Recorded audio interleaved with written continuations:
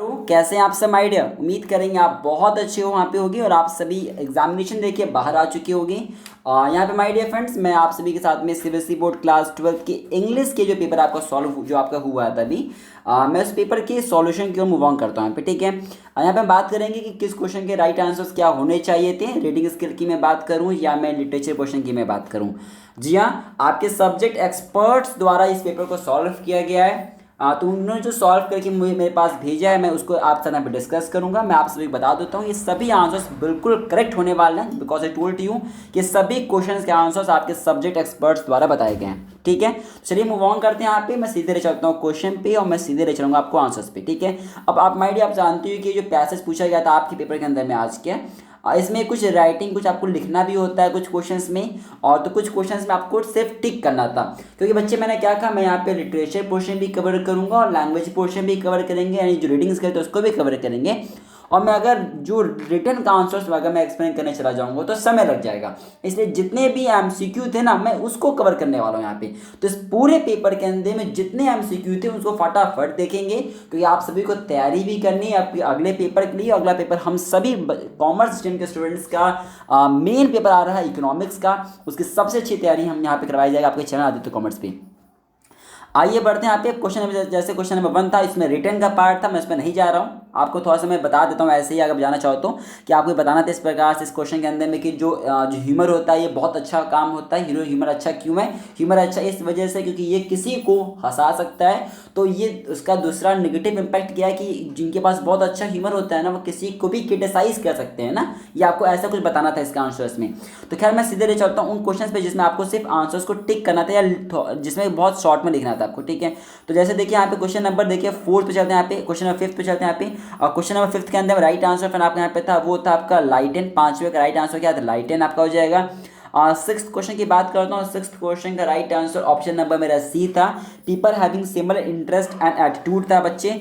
7वें question का right answer indignation था। 7वें का राइट आंसर भी ऑप्शन नंबर मेरा सी बनेगा, मेरा ध्यान रखिएगा। 8वें क्वेश्चन की बात करते हैं, आर्सेनल का मतलब होता है कुछ वीपन्स जैसा होना, ध्यान रखिएगा। 10वें क्वेश्चन का right answer option number A हो जाएगा। लीजिए, हमने यहाँ पे इस पैसेज के अंदर में जितने भी क्वेश्चन पूछे गए थे आप सभी के रीडिंग स्किल के अंदर में एमसीक्यू वाले या फिर वन वर्ड वाले, मैं उसको कवर कर दिया। मैं सीधे आपको ले चलता हूँ क्वेश्चन नंबर 2 पे। और क्वेश्चन नंबर यानी पैसेज नंबर जो 2 था मेरा, उसके अंदर देखते हैं फटाफट यहाँ पे उसके अंदर में कौन कौन से ऐसे क्वेश्चन थे जिसमें आपको एमसीक्यू जैसा कुछ पूछा गया था। लीजिए, पहला क्वेश्चन एमसीक्यू पे पूछा गया था आपके यहाँ पे, तो as per the survey Indian youth is broadly focus, किस पे फोकस करते हैं हम लोग? फोकस करते हैं किस पे? हम लोग फोकस करते हैं हायर एजुकेशन पे और कैरियर अपॉर्चुनिटीज पे फोकस करते हैं। तो पहले का सी हो जाएगा मेरे यहाँ पे।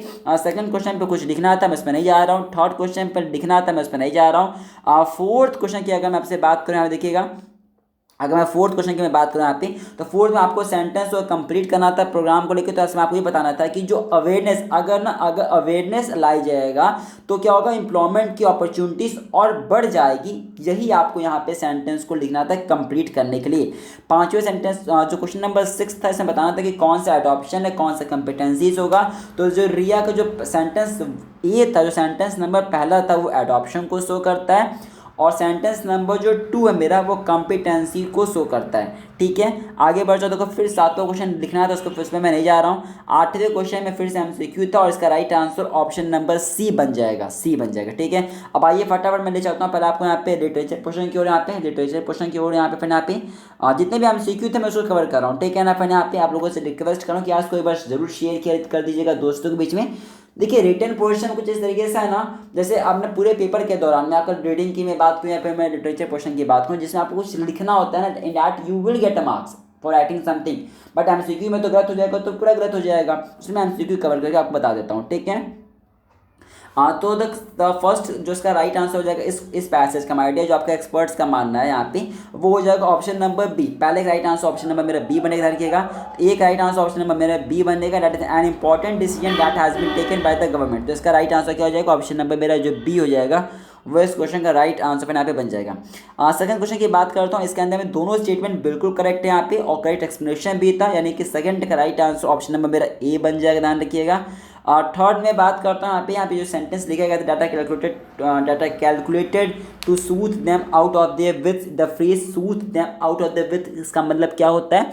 इसका मतलब होता है बाबू, इसका मतलब होता है फॉल्स प्रोमिसेस। जो जितने भी फॉल्स प्रोमिसेस होते हैं ना, जितने फॉल्स प्रोमिसेस होते हैं या फिर जो फॉल्स प्रोमिसेस है, जो या फिर जो झूठे मोटे कोई प्रॉमिस कर रहा है, फिर जो झूठे मोटे कौन आपको बेनिफिट्स देने की बातें करते हैं, भैया मैं आपको ये फ़ायदा दे दूंगा, मैं आपको ये दे दूंगा, वो दे दूंगा, उसके बारे में यहाँ बातें कही जाती है, ठीक है ना। जो पावर में होते हैं वैसा करते हैं ना, बिल्कुल करते हैं, ठीक है। वो ये भूल जाते हैं कि जब वो स्ट्रगल के समय पे थे तो उनको कैसा फील हो रहा था। चलिए कोई नहीं, यहाँ पे इमोशनल की बातें यहाँ पे नहीं करते हो। क्वेश्चन के आगे बढ़ते हैं यहाँ पे। और फोर्थ क्वेश्चन पर लिखना था, मैं उसमें नहीं जा रहा हूँ फिलहाल अभी के लिए।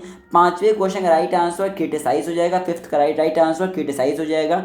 सिक्स्थ क्वेश्चन की अगर मैं आपसे बात करूं तो इसमें क्या हो जाएगा, सिक्स्थ में आपको बताना था कि इस टोन के यहाँ पे जो टोन था वो क्या था।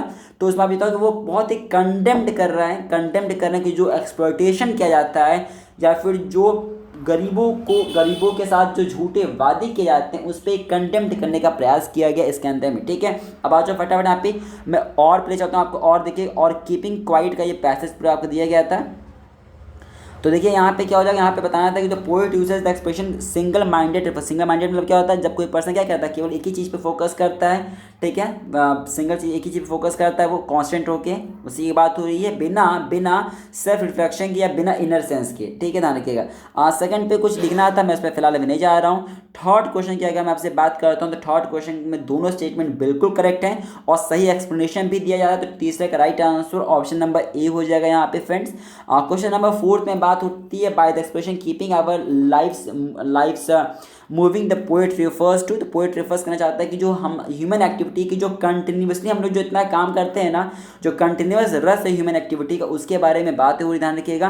वही बात है यहाँ पे, कंटिन्यूस जो रस है ह्यूमन एक्टिविटी की, उसी की बात हो, ठीक है, ध्यान रखिएगा, ठीक है।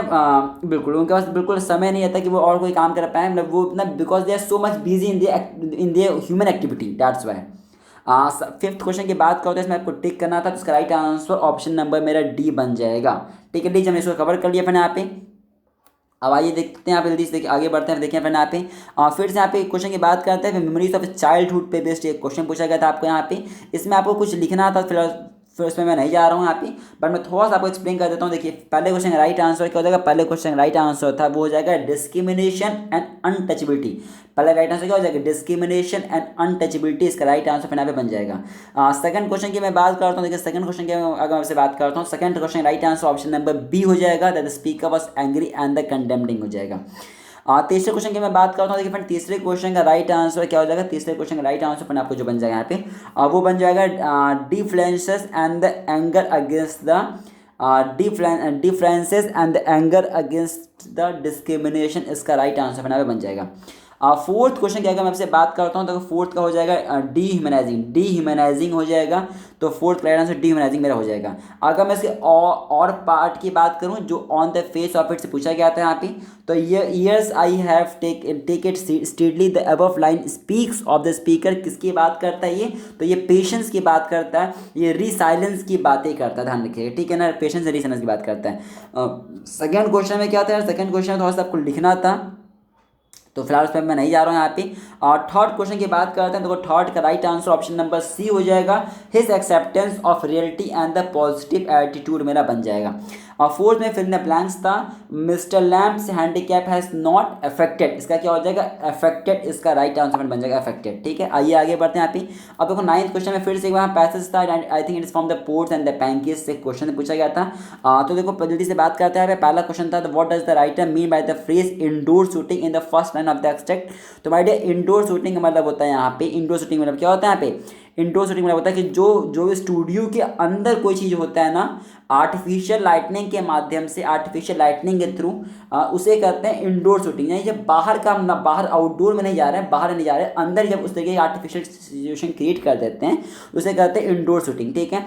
सेकंड पैसेज में आपको एक वर्ड पिक करना था, एक सेंटेंस पिक करना था, आप सेंटेंस पिक किया हो गया आपने, I suppose the set and the studio lights leaded the girls and boys to make to look ugly in order to look presentable in the movie, ठीक है।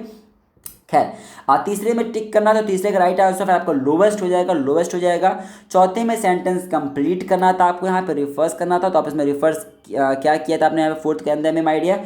तो फोर्थ में आपको लिखना था द शूटिंग, जो शूटिंग जो सीन्स होती है ना, इसके अंदर में बहुत सारे जूनियर आर्टिस्ट या एक्स्ट्रास मतलब उसमें होते हैं। तो जब भी कोई शूटिंग होती है उसमें बहुत सारे एम्प्लॉयज़ को हायर करना पड़ता है, ठीक है, वही बात आपको यहाँ पे करना था।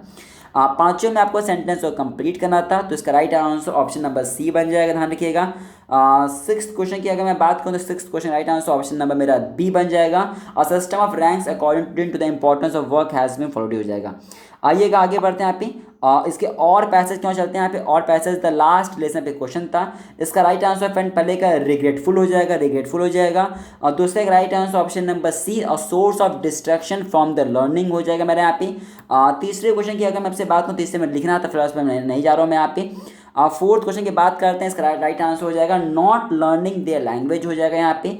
पांचवें क्वेश्चन की बात करते हैं तो ये इसमें लिखना था, फिर उसमें मैं नहीं जा रहा हूँ यहाँ पे। सिक्स पे भी लिखना था, फिलहाल उसमें मैं नहीं जा रहा हूँ, ठीक है ना फ्रेंड्स। लीजिए मैंने पूरा कवर कर दिया, पूरा यहाँ पे रीडिंग स्किल भी कवर किया और लैंग्वेज पोर्शन में भी एमसीक्यू कवर किया है। अभी उम्मीद लेकर चलेंगे आप इस वीडियो को एक बार शेयर करेंगे दोस्तों के बीच में, चैनल को सब्सक्राइब करेंगे, दूसरा सेट है मुझे बता दीजिएगा नीचे कमेंट सेक्शन के अंदर में। बाकी आप अपना पेपर हमें इंस्टाग्राम पे भेज सकते हैं, इंस्टाग्राम जाइए सर्च कीजिएगा आदित्य कॉमर्स, वहाँ पे पेपर भेज दीजिएगा तो हम उसे भी कवर करेंगे। बाकी चैनल को सब्सक्राइब करिए, बेल आइकन प्रेस कर दीजिएगा। अगला पेपर इकोनॉमिक्स का उसके लिए मिलेंगे आपको शाम को। Thank you for watching this video, thank you very much.